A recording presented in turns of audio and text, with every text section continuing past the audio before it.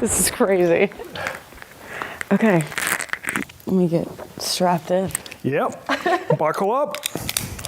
Could get bumpy. Yeah. All right.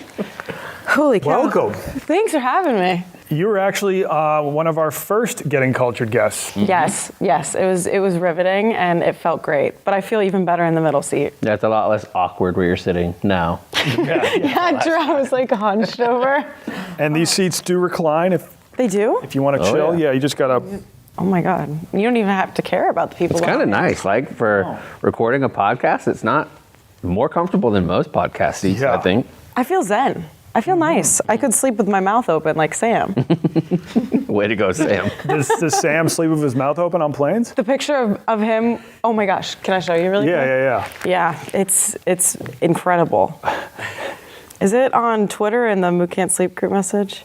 Yeah, on Mook's Twitter. Mook's Twitter. All right, let's get after it because this is... Now, when you fly, do you like prefer window, aisle?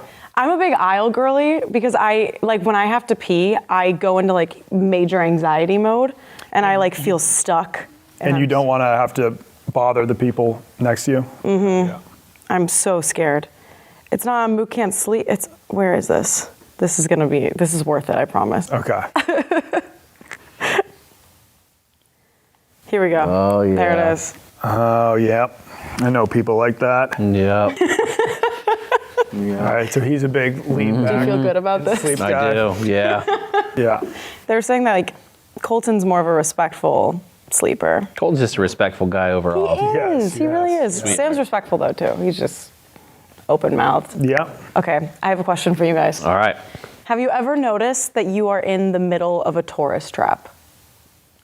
Sure. I would say, yeah. I mean, so one of my spots that I would say is probably top 5 most beautiful places I've been to was also just insanely touristy, and that is Dubrovnik, Croatia. Game of Thrones really blew it up because it's where they film all the King's Landing scenes. Oh, okay. Yeah. Are you a fan of Game of Thrones? Love Game of Thrones. So you're walking around and there's like a million Game of Thrones tours going on. Or just like American tourists are walking around being like, this is where they filmed this scene from Game of Thrones, yada, yada, yada. In a city with like 4,500 years of history or more, they were like, oh man, I want to talk about the TV show I like. Yeah. You're not learning about the actual the history there. history of the place. And all of the restaurants, I mean, they're all catering to tourists, so they're all serving the same exact things. You're not getting to really try like great local food. I'm sure you can find spots, but it's just harder to find with all the places catering to tourists. Now, what do you think the most disappointing that is just like a nothing but a tourist spot that you've been to? I don't know. I mean, have you been to some tourist traps? I mean, you said you love going to Gatlinburg, Tennessee. Yeah. That's a tourist trap. I like it, but it's like the novelty of it. Like, you know what you're getting into. You're like, I'm going to leave here with like a blonde Dolly Parton wig or something. Huge dolly head. Yeah, like a little novelty. Yeah, I really do enjoy that. I've never left the country, but yeah, I like feeling like commercialized sometimes. Like Myrtle Beach every once in a while. Just to humble yourself? I've never been to Myrtle Beach, and I used to shit on it a lot, and I was like, I got to stop doing that until I've actually been. I think, if you like to golf, you like strip clubs, and you like just chilling on the beach, I'm sure it's a great spot. Yeah, and if you're like 15 also, Yeah? then it's a good time. Do they allow a lot of underage drinking there? Yes. I think everything's legal there. Really? I think that's a law. Yeah. In Myrtle Beach. People do call Myrtle Beach the Amsterdam of South Carolina. Yeah. There you go. Another kind of a tourist. So I lived in Venice for a year, but it was like 2021 or something. So we were still kind of in COVID. So not as many tourists. And it was great. But towards the end of my year there, all the tourists came back. And that place, I think right now there's only like 50,000 legit locals live there. The rest of the population, it's all tourists. In Venice? Oh my God. Yeah. Wow. In Venice, Italy. So it kind of is just like one giant tourist attraction now. And there were a few days where you're just walking down the streets and it almost feels like you're waiting in line because it's so packed. So even just to walk down the street, It's like I'm in line for an amusement park ride. I do think it's still worth going to in person just because it's one of the most unique cities on the planet. Like there's 0 cars inside the entire planet because there's no streets. It's just canals and boats. That's how you get around. That's crazy. Wow. You haven't left the country, but what's the longest flight you've been on, you said? From Charlotte, North Carolina to Palm Springs. I think we went to LAX though. I don't know how long it is. 4 hours about? Yeah, 5. Maybe 5? 5? Yeah, that's the longest for me. Okay. But aisle seat for sure. Aisle seat. And do you raw dog flights or? No. Okay. I like prep by making myself not sleep. And then I like to pass out as long as I can on planes. Yeah, Big plane sleeper. I sleep well on flights. I have noticed the older I get, the less well I sleep. But I'm old enough to remember when you were on flights, there would just be like one movie played. And it was just like a set movie that would be played. Like now the fact that you can It's like choose, a family-friendly one too, typically. You're like Home Alone and it's July.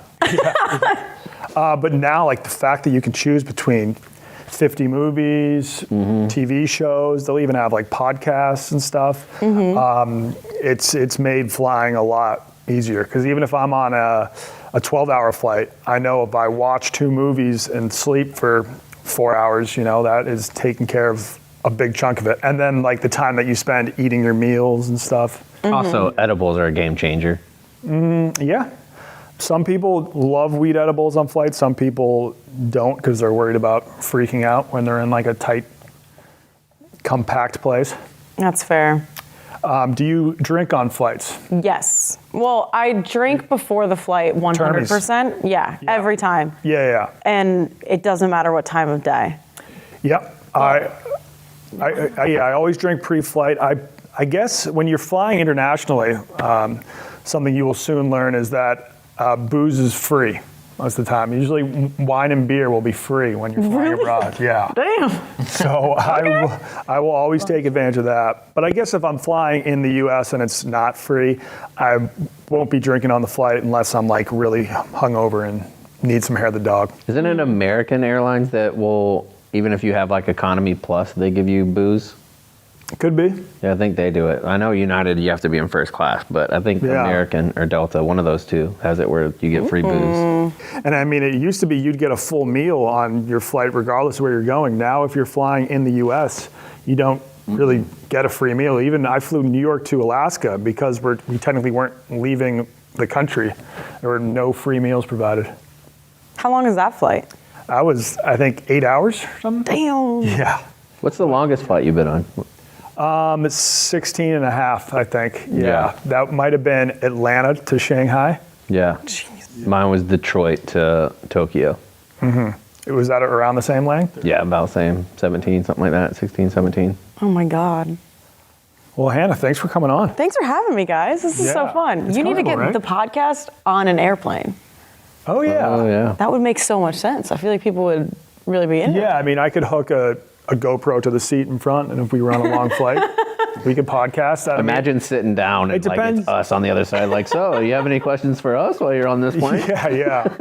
But if it was just me, you, and Sam in a row, no one Like, would complain. holy shit. Yeah, if you're just shoving a mic in people's faces. How do you feel right now?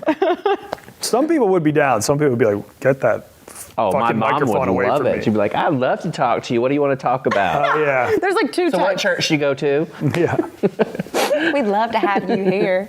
I'm not a big talker on flights. I'm happy to have a quick 10-minute convo when we first sit down, but then like once we take off, it's like, all right, I'm gonna do my own thing. Oh, I usually only use AirPods unless I'm going on a flight, and then I go with like the biggest ones, like do not talk to me. Okay, yeah. Perfect. All right, Okay, well, thanks, Hannah. thanks, guys. So much fun. Let me put my seat back up.